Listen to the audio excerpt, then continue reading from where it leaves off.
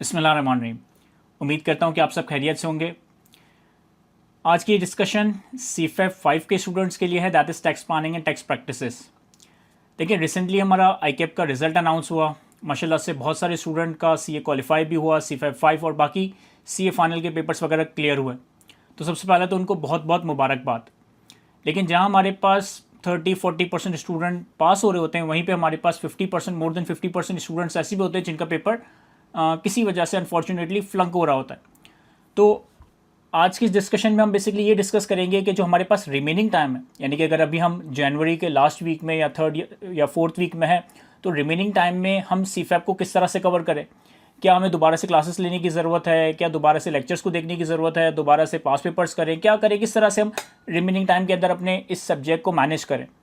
Either हमें ये paper देना चाहिए या हम नेक्स्ट अटैम्प्ट के लिए इसको ड्रॉप कर दें। और दूसरा ये कि बहुत सारे स्टूडेंट रिज़ल्ट के बाद अपनी प्लानिंग को थोड़ा सा रिविजिट कर रहे होते हैं, कुछ नए सब्जेक्ट्स पिक कर रहे होते हैं, कुछ पुराने सब्जेक्ट्स ड्रॉप कर रहे होते हैं।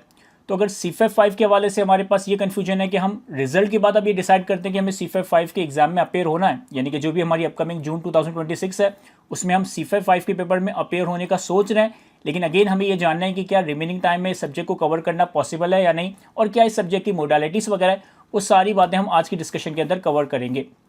देखिए, सबसे पहले तो CFEP 5 के वो स्टूडेंट्स जिन्होंने दिसंबर 2025 में एग्ज़ाम दिया था, अनफॉर्चुनेटली किसी वजह से पेपर क्लियर ना हो सका, अब उनके लिए वे फॉरवर्ड किया है। देखिए, पिछले एक हफ्ते के अंदर मेरे पास कोई हंड्रेड्स ऑफ स्टूडेंट्स के मैसेजेस आए जिनके पेपर पास हो गए, जिनके पेपर पास ना हो सके। तो अगर मैं उन सारे स्टूडेंट्स की चैट्स देखता हूँ, उन सारे स्टूडेंट्स के साथ जो मेरी कन्वर्सेशन हुई जिनके पेपर फ्लंक हो गए, उनसे मैंने डिस्कस किया कि पहले तो सबसे पहले बताओ कि यार तुम्हारा पेपर फेल हो गया तो रीज़न क्या है, तुम्हें क्या लगता है क्या वजह है कि तुम्हारा पेपर फेल हो गया है। तो कुछ लोगों ने तो बताया कि सर हमने लेक्चर्स लास्ट के एक महीने में कवर किए थे, हमने लेक्चर्स कवर प्रॉपर्ली नहीं किए थे, कुछ चैप्टर्स छोड़ दिए थे, या लेक्चर्स तो कवर कर लिए थे लेकिन हमारी प्रैक्टिस इतनी नहीं थी, या पास पेपर्स वगैरह हमने प्रॉपर्ली नहीं किए थे। तो देखिए, वो सारे स्टूडेंट्स जिनको अपनी वीकनेस, जिनको अपनी शॉर्टकमिंग्स ऑलरेडी पता हैं, उनको तो मालूम है कि उन्हें क्या करना है। अगर आपने लेक्चर्स प्रॉपर्ली कवर नहीं किए थे तो उन लेक्चर्स को कवर कर लो। अगर आपने प्रैक्टिस प्रॉपर्ली नहीं की थी तो इस बार रिवीजन करके सेल्फ प्रैक्टिस और ज़्यादा अच्छी प्रैक्टिस करनी है। अगर आपने पास पेपर्स नहीं देखा था तो पास पेपर्स आपको इस अटेम्प्ट में ज़्यादा अच्छे से देना है। यानी कि आपको मालूम है कि आपने करना क्या है। हाँ, यहाँ पर एक सवाल ये आता है कि सर क्या मुझे दोबारा से क्लासेस लेने की ज़रूरत है या मुझे दोबारा से क्लासेस लेने की ज़रूरत नहीं है।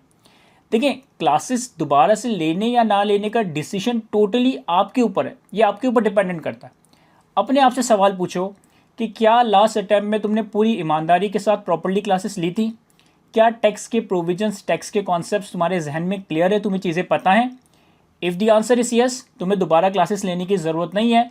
सेल्फ रिवीजन से, सेल्फ प्रैक्टिस से, सेल्फ लर्निंग से तुम ज़्यादा बेहतर इस सब्जेक्ट को प्रिपेयर कर पाओगे रादर देन कि तुम 100-125 घंटे के लेक्चर्स दोबारा से बैठ कर देखो। लेकिन अगर आपको लगता है कि नहीं यार, मैंने लेक्चर्स ही प्रॉपर्ली नहीं लिए थे, मेरे कॉन्सेप्ट्स ही वीक है, मुझे चीज़ों को आइडिया ही नहीं है, देन यहाँ पे मैं रिकमेंड करूँगा कि फिर आपको प्रॉपर्ली एक दफ़ा लेक्चर लेने चाहिए।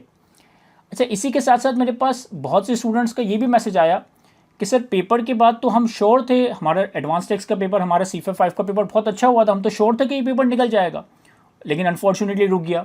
इवन मेरे पास कुछ ऐसे स्टूडेंट्स भी मैसेज आए कि सर 2-3 अटैम्प्ट से CFEP 5 का पेपर दे रहे हैं, समझ ही नहीं आ रहा कि क्या मसला हो रहा है। हर बार लगता है कि पिछली दफ़ा से पेपर अच्छा हुआ था लेकिन रिजल्ट आता है तो अनफॉर्चुनेटली फेल हो जाता है।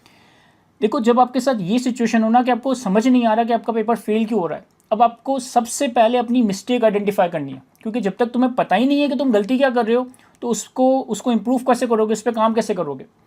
इसके दो तरीके हैं।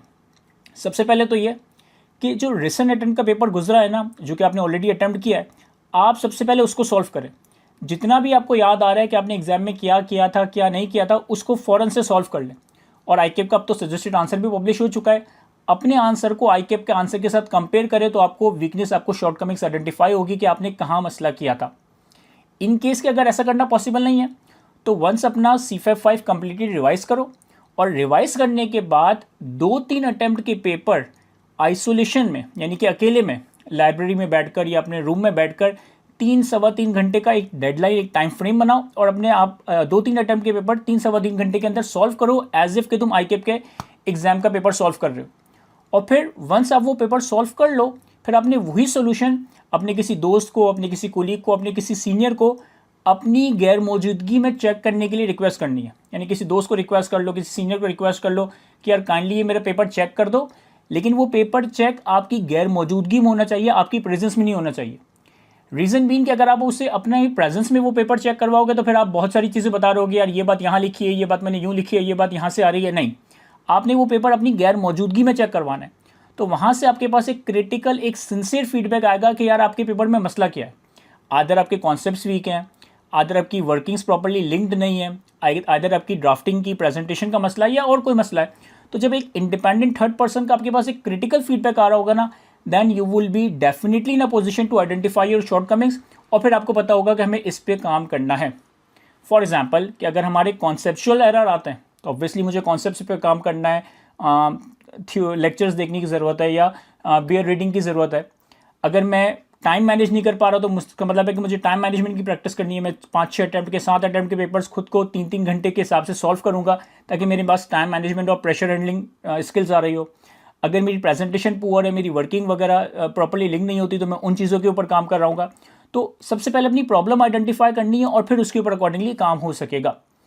अच्छा, अब हम बात करते हैं उन स्टूडेंट्स के हवाले से जिन्होंने लास्ट अटैम्प्ट में CFEP 5 नहीं दिया था, कुछ और पेपर्स दिए थे, अब रिजल्ट आया, पेपर पास हो गए, फेल हो गए, लेकिन अब वो अपनी प्लानिंग के अंदर CFEP 5 को इनकॉर्पोरेट करने का सोच रहे हैं और जून 26 की अटैम्प्ट में CFEP 5 में अपेयर होने का सोच रहे हैं।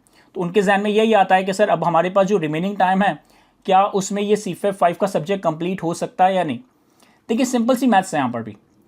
CFEP 5 के तकरीबन 120 आवर्स के लेक्चर्स हैं, 120 आवर्स के लेक्चर्स हैं, और CFEP 5 का सब्जेक्ट हो या कोई और सब्जेक्ट हो, मेरी एक जनरल इक्वेशन ये है कि जितने नंबर ऑफ आवर्स के लेक्चर्स होते हैं ना, उतना ही टाइम आपको सेल्फ स्टडी को देना चाहिए। अगर एक सब्जेक्ट के 100 घंटे के लेक्चर्स है तो मतलब 100 घंटे की सेल्फ स्टडी भी करना पड़ेगी। अगर एक सब्जेक्ट के 150 घंटे के लेक्चर्स है तो 150 घंटे की सेल्फ स्टडी भी उस सब्जेक्ट के अंदर करना पड़ेगी। तो यानी कि अगर मैं CFEP 5 की बात करूं तो हमारे पास तकरीबन 120 घंटे के लेक्चर्स हैं, तो तकरीबन 100 या 120 आवर्स की आपको सेल्फ स्टडी भी रिक्वायर्ड होगी। अब हम खड़े हैं जनवरी के 3rd वीक में या 4th वीक में, यानी कि हमारे पास फरवरी का महीना है, मार्च का महीना है, अप्रैल का महीना है और मई के आप शुरू के 10-12 दिन लगा सकते हैं, क्योंकि मई के आखिरी 10-15 दिन, आखिरी 20 दिन तो आपको रिवीजन को ही देने होंगे। आप मई के महीने में बैठकर लेक्चर्स कवर नहीं कर सकते। तो अगर जनवरी का हमारे पास एक हफ्ता है, फरवरी का महीना है, मार्च का महीना है, अप्रैल का महीना है और मई के 10 दिन लगा लेते हैं, तो तकरीबन हमारे पास 100 या 110 डेज अवेलेबल है। अब अगर 120 घंटे के लेक्चर्स मुझे 100 या 110 दिन के अंदर कवर करना है, तो इसका मतलब है कि ऑन एन एवरेज एक दिन के अंदर मुझे 1 से 1.5 घंटे का लेक्चर कवर करना है, और ऑन एन एवरेज मुझे एक दिन के अंदर 1 से 1.5 घंटे की सेल्फ प्रैक्टिस करनी है। मैं ये नहीं कह रहा कि आप डेली 1 घंटे का लेक्चर देखें, 1 घंटे की प्रैक्टिस करें। हो सकता है कि आप वीकडेज में ज़्यादा टाइम मैनेज ना कर पाए तो कोई बात नहीं, वीकेंड पे 3 घंटे के लेक्चर्स देख लीजिएगा, लेकिन एक हफ्ते में आपको 8-9 घंटे के लेक्चर्स कवर करने हैं। इफ़ यू फील कि मैं रिमेनिंग टाइम के अंदर एक हफ्ते में 8-9 घंटे के लेक्चर्स मैनेज कर सकता हूँ, 5-6 घंटे की सेल्फ स्टडी मैनेज कर सकता हूँ, then yes you are in a position कि आप अभी CFEP 5 का सब्जेक्ट उठाकर आने वाली अटेम्प्ट के लिए सब्जेक्ट को प्लान कर सकते हैं। ओवरऑल CFEP 5 के सब्जेक्ट की क्या मोडालिटीज़ हैं, लेक्चर्स लास्ट अटेम्प्ट के रेलेवेंट है या नए लेक्चर्स प्रोवाइड किए जाएंगे, बुक कौन सी इस्तेमाल करनी है, बेरेट कैसे यूज़ करना है, पेपर कैसे करना है, प्रैक्टिस कैसे करनी है, इंपॉर्टेंट क्या है, अनइम्पॉर्टेंट क्या है, ये सारी बातें मैंने CFEP 5 की ओरिएंटेशन वीडियो के अंदर डिस्कस कर ली है।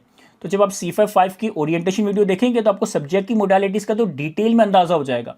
लेकिन ये सब्जेक्ट हमें देना चाहिए नेक्स्ट अटेम्प्ट में या नहीं देना चाहिए, इसके लिए आपको एक थोड़ी सी मैथ्स लगानी होगी कि भाई इतना टाइम अवेलेबल है, इतने लेक्चर्स है, इतनी सेल्फ स्टडी करनी है। अगर मैं दिन के 1.5-2 घंटे मैनेज कर सकता हूँ तो yes you are in a position कि आप आने वाली अटेम्प्ट में CFEP 5 का ये सब्जेक्ट क्लियर कर सकते हो। लेकिन CFEP 5 का जो कोर्स है वो हर एक साल में चेंज होता है, क्योंकि हमारी कंट्री के अंदर बजट जनरली मई या जून के महीने में आता है, और मई या जून के महीने में जो भी बजट आता है वो आने वाली दिसंबर और आने वाली जून अटेम्प्ट के लिए रेलेवेंट होता है। तो लास्ट बजट आया था फाइनेंस एक्ट 2025 मई 2025 या जून 2025 के महीने में। तो जो वो बजट था उस हिसाब से जो अपडेटेड लॉ है वो दिसंबर 2025 के लिए रेलेवेंट था। दिसंबर 2025 की अटेम्प्ट हो चुकी, उसके लेक्चर्स कंप्लीट हो चुके।